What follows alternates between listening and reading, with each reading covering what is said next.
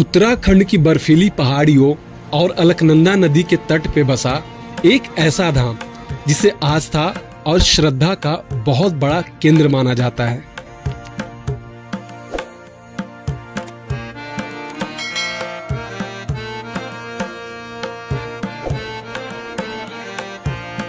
बद्रीनाथ धाम।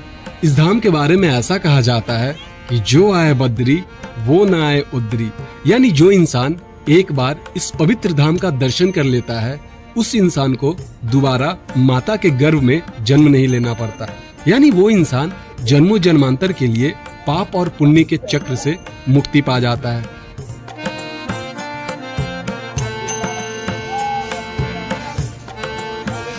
Welcome back दोस्तों, स्वागत है एक और नए वीडियो में। और मैं हूं अभी बद्रीनाथ में। 4 धामों में से सबसे प्रमुख धाम देख सकते हो मेरे पीछे, बद्री विशाल जी की टेम्पल। तो आज की वीडियो में मैं आपको दर्शन करवाऊंगा बद्री विशाल जी की, और साथ ही साथ आपको लेके चलूंगा नारायण चरण पादुका ट्रैक पे, जो कि यहाँ से 1 किलोमीटर के ऊपर है। नारायण चरण पादुका कहा जाता है कि जब भगवान विष्णु पहली बार इस पवित्र धाम में आए थे तो उन्होंने अपना पहला कदम इसी स्थान पर रखा था।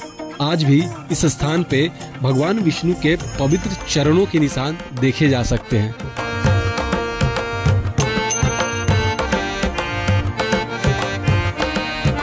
बद्रीनाथ धाम भारत के 4 प्रमुख धाम द्वारिका, रामेश्वरम, जगन्नाथपुरी में से एक है। साथ ही साथ ये उत्तराखंड के 4 धामों में भी सबसे प्रमुख है। कहा जाता है कि उत्तराखंड 4 धाम की यात्रा यहाँ पे दर्शन करने के बाद ही पूर्ण होती है। यह पवित्र स्थान भगवान विष्णु के चौथे अवतार नर एवं नारायण की तपोभूमि है। नर जो अगले जन्म में अर्जुन और नारायण भगवान श्री कृष्ण के रूप में पैदा हुए थे।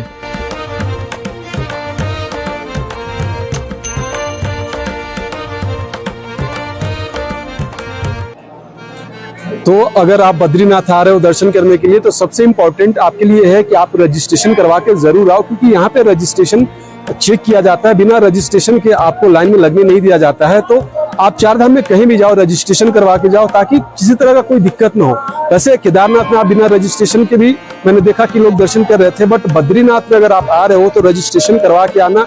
रजिस्ट्रेशन पर्ची दिखाना बहुत जरूरी है, वरना वो लाइन में लगने नहीं देते। बद्रीनाथ धाम की यात्रा की शुरुआत होती है हरिद्वार से। हरिद्वार से आप ऋषिकेश, देवप्रयाग, श्रीनगर, रुद्रप्रयाग, कर्णप्रयाग और जोशीमठ होते हुए आप पहुंचते हो बद्रीनाथ। बद्रीनाथ जाने के लिए हरिद्वार बस स्टैंड से सुबह 3 बजे बस मिलनी शुरू हो जाती है। बस का किराया है 900 रुपए, जो 9 से 10 घंटे का सफर तय करके शाम तक आपको बद्रीनाथ पहुंचाती है। बस स्टैंड से बद्रीनाथ टेम्पल की दूरी है 500 मीटर, जहां तक आप इजीली वॉक करके जा सकते हो। इसके अलावा अगर आप पिट्ठू से जाना चाहते हो तो पिट्ठू वाले वहां पे अवेलेबल होते हैं। वो आपसे 500 to 800 चार्ज करते हैं अकॉर्डिंग टू योर वेट, और आपको मंदिर तक छोड़ देते हैं। तो ये सामने का रास्ता आपको लेके जाएगा श्री बद्री विशाल मंदिर। यहाँ पे देखो टैग लगा हुआ है, और जैसे ही आप अंदर जाते जाओगे 200 मीटर के बाद आपको टेम्पल मिलती है। तो चलिए चलते इस रास्ते में आगे, और आज दर्शन करवाता हूँ आपको श्री बद्री विशाल जी की। बद्रीनाथ मंदिर परिसर में बद्री मंदिर के अलावा तप्त कुंड, नारायण कुंड, नारायण शिला, आदि केदारेश्वर मंदिर, शंकराचार्य मंदिर और ब्रह्म कपाल प्रमुख है, जिसका दर्शन करना अनिवार्य माना जाता है। और रास्ते में ही मिलता है आपको साकेत रेस्टोरेंट, यहाँ का सबसे फेमस रेस्टोरेंट है। बहुत अच्छी फैसिलिटी है इसके अंदर, और इसके आगे से मंदिर का रास्ता है। और जैसे ही साकेत होटल से थोड़ा सा आप आगे बढ़ोगे 10 कदम, तो आपको ये व्यू देखने को मिलता है हमारे श्री बद्री विशाल जी की टेम्पल की। देख सकते हो सामने में है वो मंदिर। तो देखो यहाँ से व्यू, हमारे पहला दर्शन प्राप्त हो रहा है श्री बद्री विशाल जी की। ये देखो बद्रीनाथ मंदिर नर एवं नारायण पर्वत के बीच में स्थित है। मंदिर के सामने वाले पर्वत का नाम नर और मंदिर के पीछे वाले पर्वत का नाम है नारायण।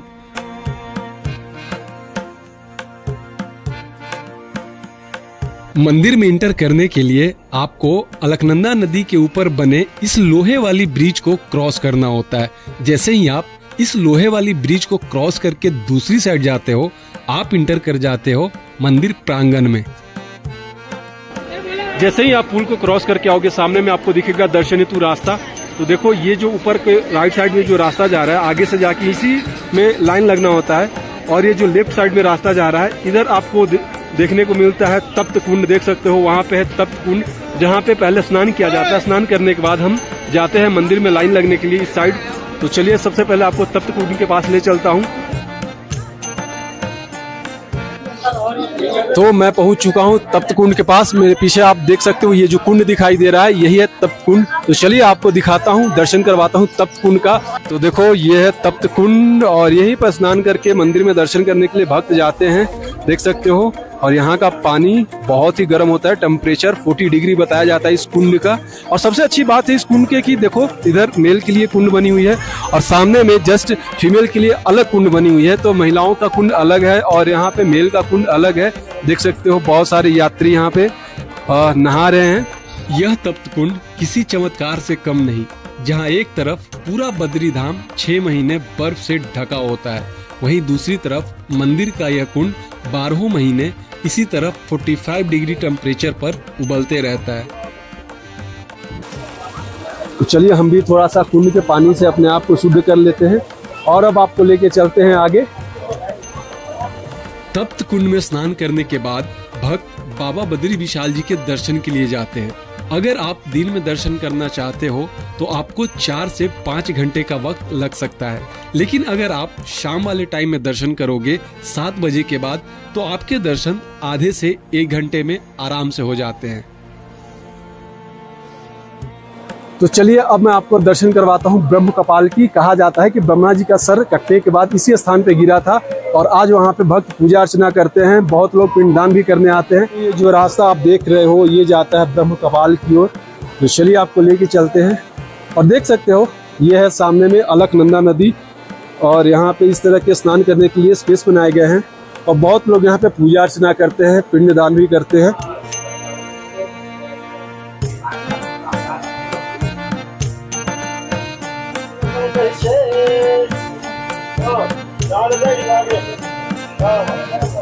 तो ये है ब्रह्म कपाल। इसी स्थान पे भगवान ब्रह्मा जी का सर कट के गिरा था और इस स्थान का नाम रखा गया ब्रह्म कपाल। और ऊपर में देखो एक ध्वज लहरा रहा है जय बद्री विशाल की, और ये है स्पेस जिसे ब्रह्म कपाल कहते हैं। जय बद्री विशाल, जैसे आप देख रहे हैं ये ब्रह्म कपाल तीर्थ है। तो यहाँ पर जो है जब भी भगवान बद्री विशाल के कपाट खुलते हैं तो 6 महीनों में यहाँ पे जो है पिंडदान कार्य किया जाता है। इस स्थान की महिमा इस प्रकार है कि ब्रह्मा जी के 5 शीश थे, तो 4 शीशों से जो है वेदों की रचना हुई थी, हमारे वेद निकले थे। और भगवान ब्रह्मा जी का एक शीश जो है विचलित हो गया था, विमुख हो गया था, वो कुदृष्टि में पड़ गया था। तो वो अपनी ही खुद की बेटी थी जो उस पर मोहित हो गए उस सर से। तो भगवान शंकर ने जो है देखा कि पृथ्वी पर अनर्थ हो रहा है उस समय, तो उन्होंने उनके एक सर जो है खंडित कर दिया, भगवान जी का ब्रह्मा जी का 5वां शीश। और वो भगवान शंकर के वो शीश जो है कटकर दाएं हाथ पर चिपक गया, क्योंकि ब्रह्मा जी ब्राह्मण थे तो उनकी ब्रह्मत्या का पाप उन पे लग गया। तो जब भगवान शंकर पे ब्रह्मत्या का दोष लगा तो वो तीनों लोग घूमे, कहीं ब्रह्मत्या से उनको मुक्ति नहीं मिली। तत्पश्चात आकाशवाणी हुई, अयोध्या मथुरा माया काशी कांची अवंतिका। वो अयोध्या गई, मथुरा गई, काशी गई, कांची अवंतिका, पूरी द्वारिका होके वो जो है बद्रीश्य, वो अंत में वो बद्री का आश्रम आए। और जैसे ही वो इस स्थान पे आए वो सर उनके हाथ से छूट गया। जो आप देख सकते हैं भगवान शंकर की दाएं हाथ की उंगलियों के निशान है, 5 उंगलियों के। ब्रह्म कपाल स्थान से नाम जाना जाता है और ये पूरी शिला है। अब ये बैठने के लिए बनाया गया है। एक समय में पूरा विशालकाय पत्थर था, जहाँ पे जो है प्रतिदिन भगवान विष्णु के भोग से, जब भगवान विष्णु को बद्री नारायण को बाल भोग लगता है, उसका ही यहाँ पे चावल के रूप में पिंड बनाया जाता है और लाखों श्रद्धालु यहाँ पे आकर उसका पिंडदान देते हैं। क्योंकि भगवान शंकर ने भी जब वो सर यहाँ पे छूटा तो उस ब्रह्म हत्या को पाप से मुक्ति पाने के लिए माता पार्वती के साथ यहाँ पे पिंडदान किया था। और जब वो पिंडदान दिया तो उनको ब्रह्म हत्या से मुक्ति मिल गई। और तत्पश्चात भगवान शिव ने इस स्थान को वरदान दिया। आज भी शास्त्रों में वर्णित है, एक अध्याय है पिंडम कृत्वा विशालायाम। वो कहते हैं हे भामिनी, पिंडम कृत्वा मतलब जो भी मनुष्य इस भगवान नगरी विशाल भूमि में, बद्री विशाल की इस पावन भूमि में अपने पितरों को पिंड दे देगा, उसके पितरों को निसंदेह ही मुक्ति मिल जाएगी। अन्य तीर्थे न च श्राद्धम। तो जो भी भक्तजन यहाँ अपने पितरों को पिंड देता है, अन्य तीर्थे निचर श्राद्धम, उसको अन्य तीर्थ में कहीं पर भी श्राद्ध की आवश्यकता नहीं पड़ती है। केवलम तर्पणम आचरण, केवल जलदान करने के मात्र से ही उसके पितृ उसके ऊपर प्रसन्न रहते हैं। जैसे गया, काशी, हरिद्वार, पुष्कर, इलाहाबाद आपने सुना होगा, तो यह मोक्ष धाम माना जाता है। ब्रह्म कपाली सर मतलब इससे ऊपर कोई स्थान नहीं होता है। यही वो स्थान है जहाँ से पांडव जो है स्वर्ग को प्रस्थान किए थे एक करके। यही वो नदी है जो अलकनंदा स्वर्ग से आती है, और 6 महीने कहा जाता है यहाँ पे भगवान नारायण तप में लीन रहते हैं। 6 महीने नर रूप में उनकी पूजा होती है, और 6 महीने ऐसा माना जाता है कि भगवान नारद जी ही उनका पूजन करते हैं। 6 महीने भगवान की अखंड ज्योति जली होती है, और भगवान का जो है यहाँ पे पूजन चलता रहता है। और ऐसी जो है भगवान की ऐसी माया है कि लाखों लोग यहाँ पे आके उनके दर्शन पाते हैं, और ब्रह्म कपाल तीर्थ में पिंड कर जो है उन्हीं के प्रसाद से अपने पितरों कहा जाता है, उनके पितर देव स्वरूप हो जाते हैं। और जो है यही यहाँ की महिमा है। जय बद्रीशाल।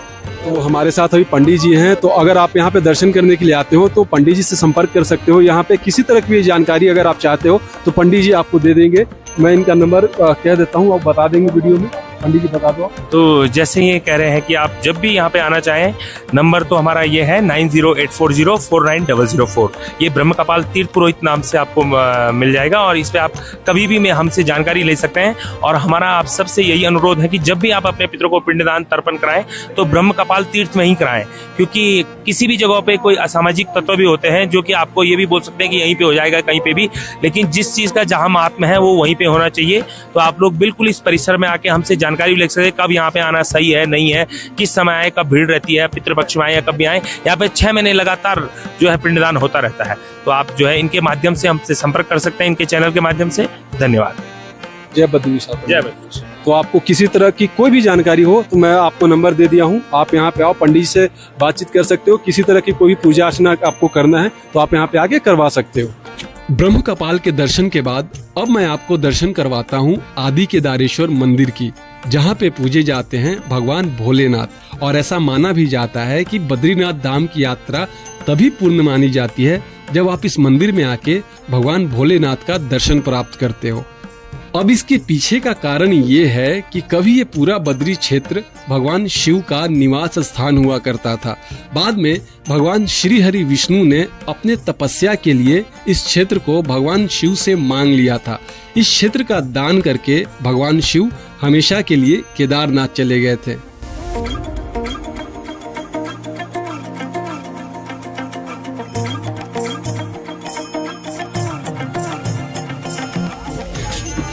तो देख सकते हो अभी हम उस रास्ते पे हैं जो रास्ता में लेके जाती है चरण पादुका की ओर। सीढ़ी नुमा ये रास्ता है, मंदिर के जस्ट पीछे से निकलती है। तो चलिए चलते हैं और आपको भगवान विष्णु के चरण पादुका के दर्शन करवाता हूँ।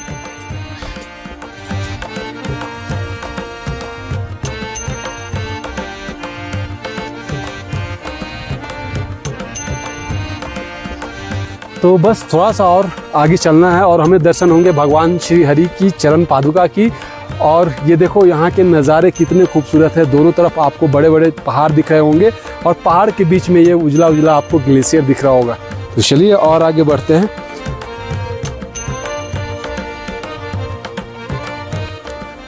तो दोस्तों देखो चरण पादुका के ट्रैक पे हमें देखने को मिलती है गुप्त गंगा।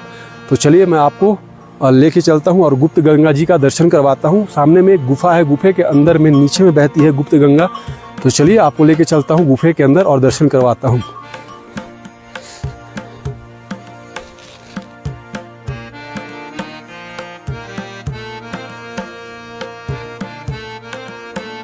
तो अभी मैं हूँ गुफा के अंदर और देख सकते हो अंदर से गुफा कैसी है।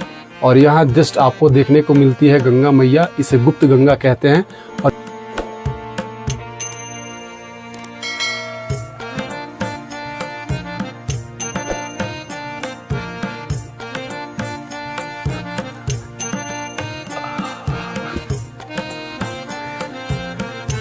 अभी जस्ट गुप्त गंगा जी का दर्शन करके हम बाहर निकले हैं और हमें गौ माता का भी दर्शन हो गया है रास्ते में। जय गौ माता।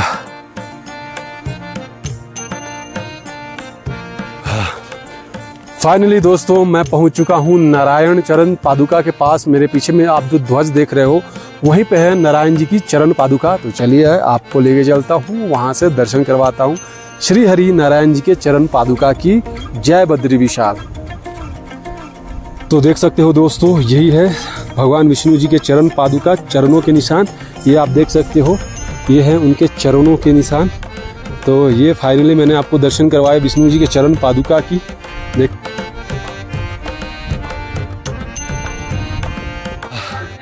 सो फाइनली आज की वीडियो में मैंने आपको बद्रीनाथ के दर्शन करवाए, साथ ही साथ यहाँ के जो प्रमुख मंदिर थे उसके भी दर्शन करवाए। मैंने आपको नारायण चरण पादुका के भी दर्शन करवाए। आई होप कि आज का वीडियो आपको अच्छा लगा होगा। वीडियो अच्छा लगा होगा तो वीडियो को लाइक करना, चैनल को सब्सक्राइब करना। मिलता हूँ आपसे एक और नए वीडियो में, तब तक के लिए जय बद्री विशाल, हर हर महादेव।